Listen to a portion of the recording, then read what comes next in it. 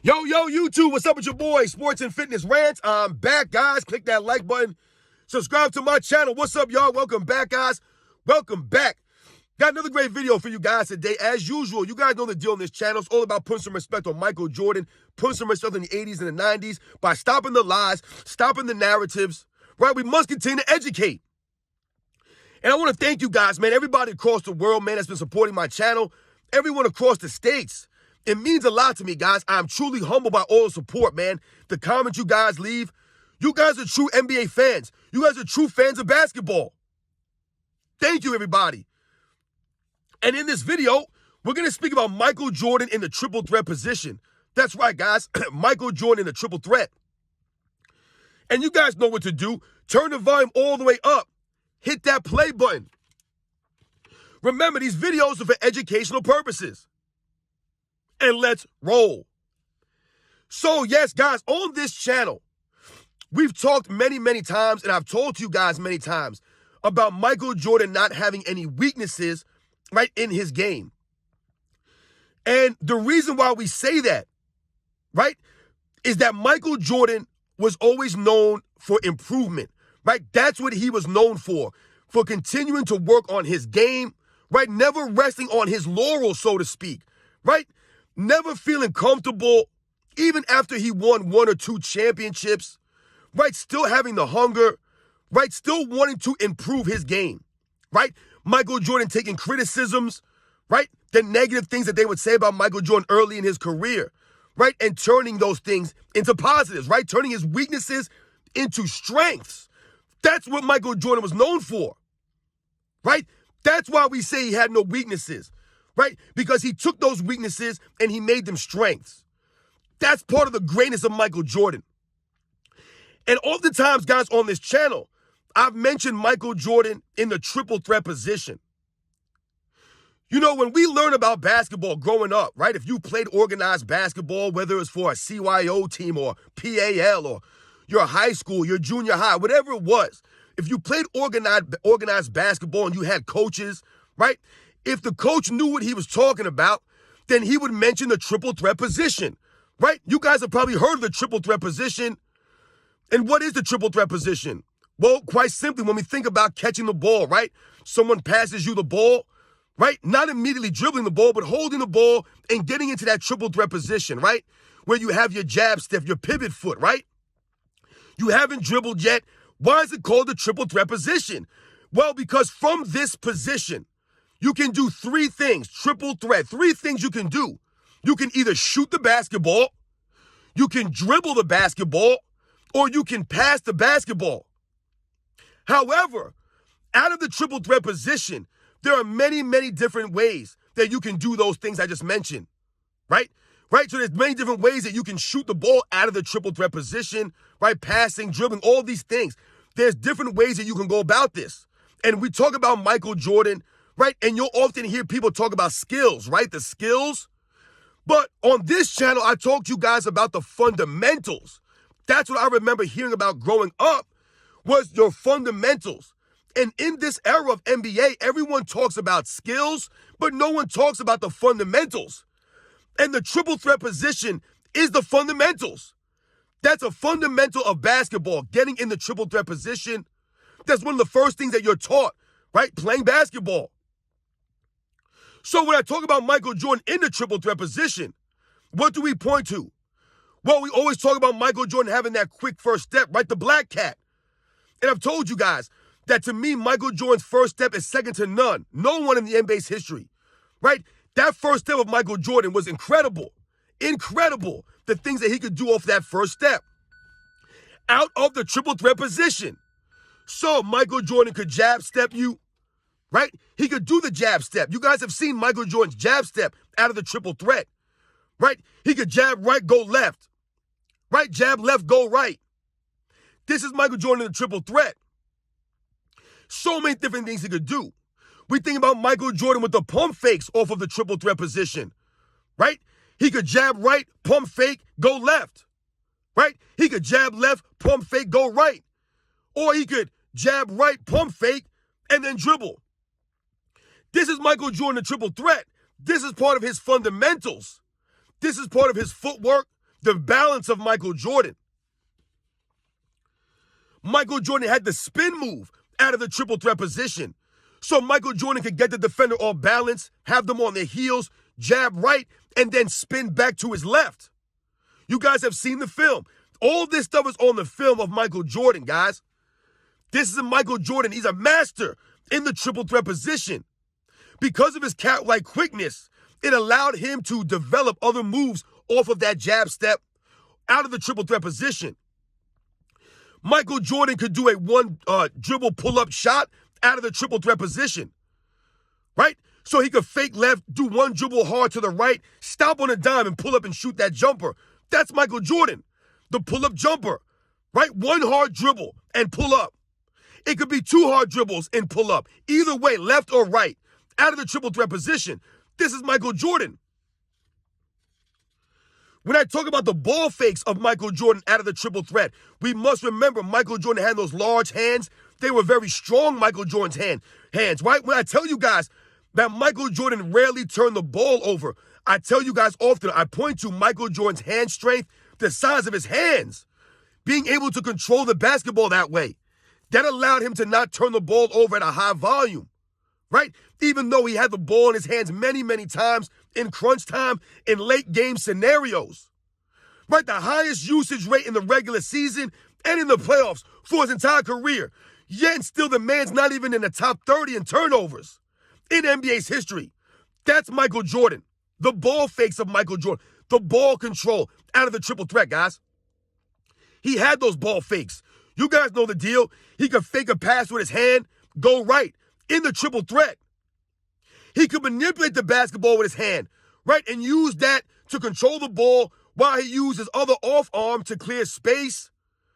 Right, this is Michael Jordan in the triple threat. He could keep the ball away from the defensive player, turn his back, all these things. Not many players in NBA's history have been able to manipulate the ball like a Michael Jordan. You know, we think about someone like a Dr. J who had hands just like Michael Jordan. And that's why Dr. J was able to rock the cradle and manipulate the ball in the air the way that he did. That was what Michael Jordan had. We think about Michael Jordan sweeping through defensive players, right? Guys would put their hands out, right? The hand checking of that era. Michael Jordan could sweep through them, duck under players' hands, right? Go over with the ball over their hands. The sweeping through of Michael Jordan, sweeping left, going right, sweeping right, going left. Like I've told you, going right, spinning back the other way, going left, spinning back, right? Michael Jordan hitting the jumpers off of the triple threat. The shoulder fakes of Michael Jordan out of the triple threat. I mean, the man could freeze opponents with the shoulder fakes because they were so intense, right? The head and shoulder fakes of Michael Jordan, showing the ball, going the jab step, one hard dribble, pulling up for the shot. This is Michael Jordan out of the triple threat, right? A playmaker out of the triple threat. He could jab right, pass it left. He could jab left, pass it right. He could go into his jump shot and then pass it down. Drop it off to somebody. I told you Michael Jordan was a master at passing the ball while hanging in the air. A master at that. I've never seen anybody else in NBA's history do it better than Michael Jordan did. Hanging in the air and making plays. That was a specialty of Michael Jordan, guys. Watch the film. But Michael Jordan, that triple threat position, guys, I mean, like I said, the shot fakes, the ball fakes, right? So Michael Jordan could do one or two hard dribbles right, pump fake up, get the defender in the air, and then rise up when they're coming down. This is Michael Jordan, guys. These are the fundamentals, the triple threat position, right? Oftentimes, people forget about this kind of stuff at the base levels, right? Teaching kids as they come up.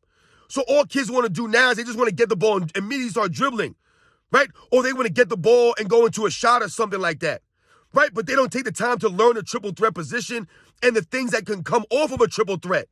The ball fakes, the pump fakes, right? The jab steps, the shoulder fakes, the one hard dribbles, right? All these things, Michael Jordan turning his post game off the triple threat, right? He could go in from the triple threat and then turn his back again on you and back you down. This is Michael Jordan. These are the fundamentals that we've talked about in the NBA back in the days where guys could do simple things like box out, right? They could do simple things like dribble the basketball without carrying the ball, right? They could make moves without traveling all over the place, right? They could score without pushing off or using offensive fouls, right? They had the fundamentals, right? They were more solid, more sound, the fundamentals. So in this era, they talk about skills all the time, right? Guys of past eras didn't have the skills of today's players.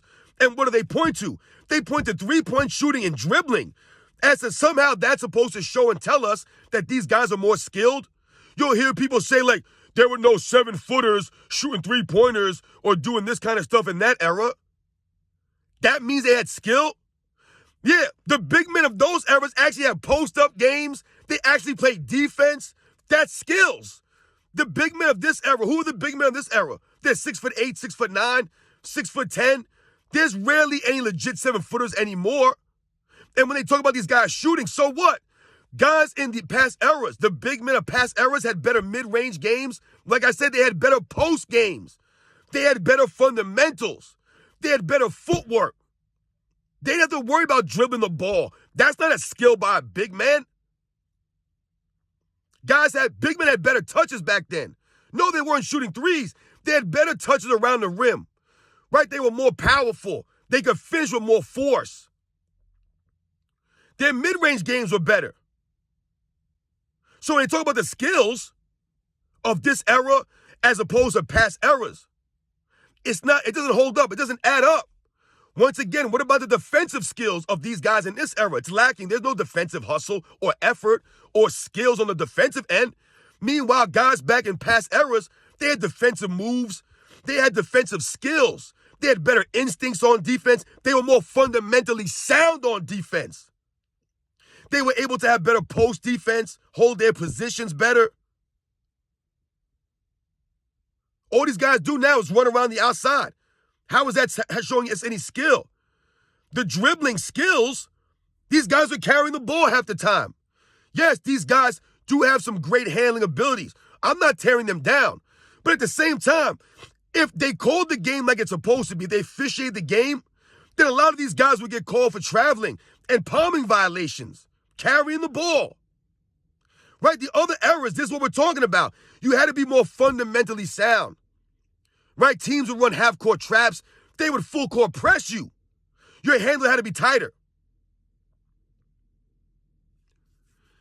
So, yes, guys, when you think about Michael Jordan, that triple threat, man, that footwork, the fundamentals of the triple threat position, right, it's a lost art. Michael Jordan was great. There were so many things that he could do out of that triple threat. Go watch some film of Michael Jordan, guys. It's a masterclass. I'm telling you, man, that quick first step, the shoulder ball fakes, the head fakes, the jab steps, the one hard dribble pull-ups, right? The half spin, turn around to the other way, fadeaway jumpers out of the triple threat. This was Michael Jordan. And he could play make out of that position, right? Fake and pass it. All these things, man. This goes to Michael Jordan's greatness. This is what they point to when they talk about Michael Jordan having the fundamentals, right? When Kenny Smith says that Michael Jordan was the most fundamentally sound player that he's ever seen, those are things that they're talking about. Michael Jordan did everything at a high level. He perfected everything. He worked on everything, right? Even simple things like body position for a rebound. All of this stuff. Michael Jordan knew what to do. He worked on his craft. A lot of guys don't work on it, right? They might master a couple areas of basketball, and they'll be satisfied with that. Not Michael Jordan. He wanted all areas of his game covered. No weaknesses. No way where you could point to Michael Jordan and be like, you know what, let's attack him here or force him there. And Michael Jordan in the triple threat position was a thing of beauty, guys. It was a thing of beauty. This man was like a rocket ship on that first step. And that really put defenders on their heels trying to guard Michael Jordan, man. You guys know the deal, man. I'll catch you guys on the next one.